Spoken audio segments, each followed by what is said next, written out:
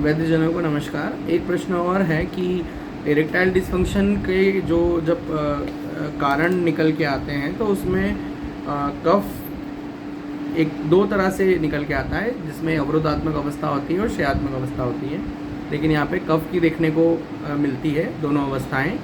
जैसे कफ अगर अधिक बढ़ेगा तो मंदता लेके आता है। जब भी किसी के शरीर में कफ बढ़ा हुआ है, क्लेद बढ़ा हुआ है, तो उसको शुगर जैसी व्याधियाँ होती है, मेटाबॉलिज्म उसका वीक हो जाता है, उसकी बॉडी मैकेनिज्म वीक हो जाती है, हैवीनेस उसके शरीर में बढ़ जाती है। तो वैसे ही उसका जो शुक्रवात संस्थान है वो भी कमज़ोर हो जाता है, उसमें भी मंदता आ जाती है। और उस मंदता के कारण, कफ प्रकोप के कारण, अवरोध होने के कारण मंदता आ गई। और एक कारण ये भी रहता है कि अवरोध होने के कारण वहाँ पे न्यूट्रिशन आगे तक नहीं जा पाया है, क्योंकि स्तन शुक्रवार स्रोत से वहाँ पे अवरोध हो गया कफ का। कफ बढ़ेगा तो वो जगह जगह अवरोध ही करेगा।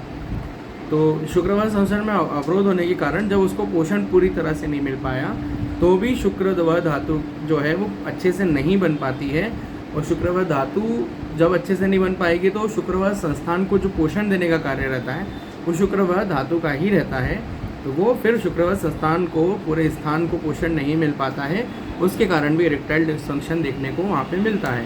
दूसरा, कफ का गुण भी मंदत्व वाला रहता है। तो कफ अगर बॉडी में अगर बढ़ता है तो बहुत सारी अलग अलग तरह के जगहों पे मंदता लेके आता है। तो कई बार शुक्रवार संस्थान पे भी उसके कारण मंदता आती है।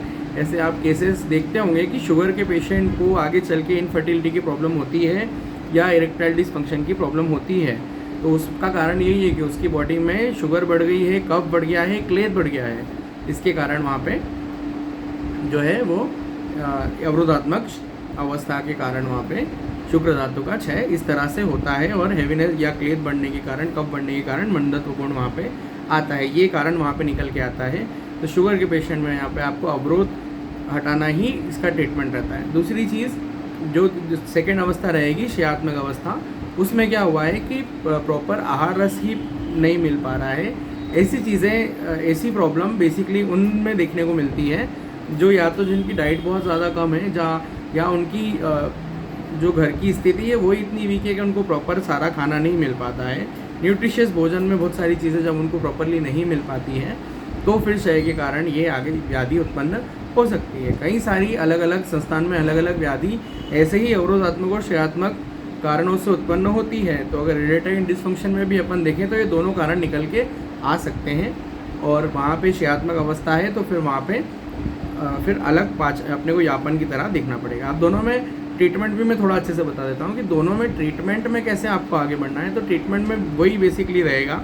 एक में आपको कफ की चिकित्सा करने से फ़ायदा मिलेगा, जहाँ पे अवरोधात्मक चिकित्सा है।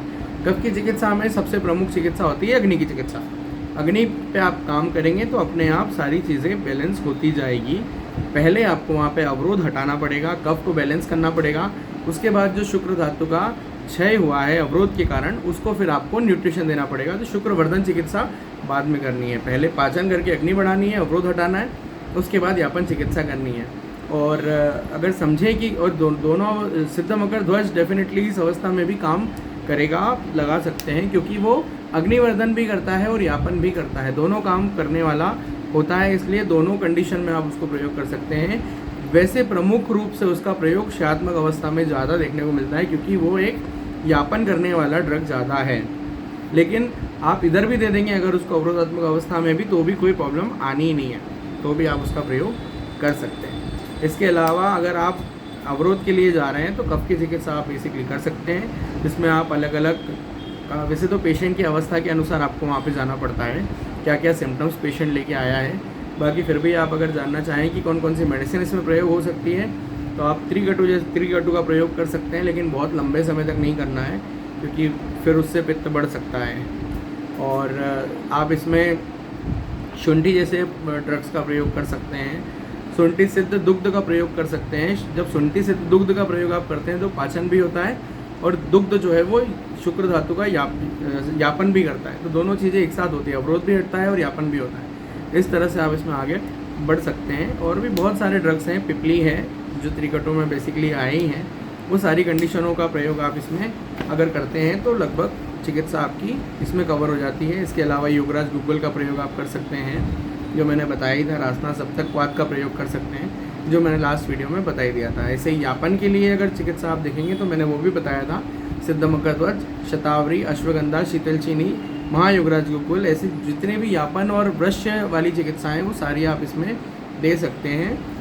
और बाकी फिर कंडीशन के हिसाब से एग्जैक्ट मेडिसिन समझना है, पर इन मेडिसिन का प्रयोग आप अगर करते हैं थोड़ा सा समझ के, तो आप इस दोनों में आप जा सकते हैं। वाजीकरण, रसायन, योग का भी दोनों में प्रयोग कर सकते हैं, लेकिन यापन की तरफ थोड़ा सा वो योग ज़्यादा जाता है। बाकी हाँ, उसमें अगर कुछ ड्रग्स को कम करके आप अगर थोड़े पाचन ड्रग्स को ऐड कर दें तो फिर आप बेहतर रिजल्ट वहाँ से मिल सकता है आपको, या उसका अनुपान उष्ण जल अगर कर देते हैं तो भी आपको अच्छा रिजल्ट वहाँ पे मिलता है, अगर अवरोधात्मक अवस्था है तो। ठीक है, अगर कुछ समझ नहीं आया है तो आप दोबारा इसको पूछ लीजिएगा और कमेंट सेक्शन में डाल दीजिएगा कि इसमें और कुछ डाउट आपको निकल के आता है तो। ठीक है, नमस्कार।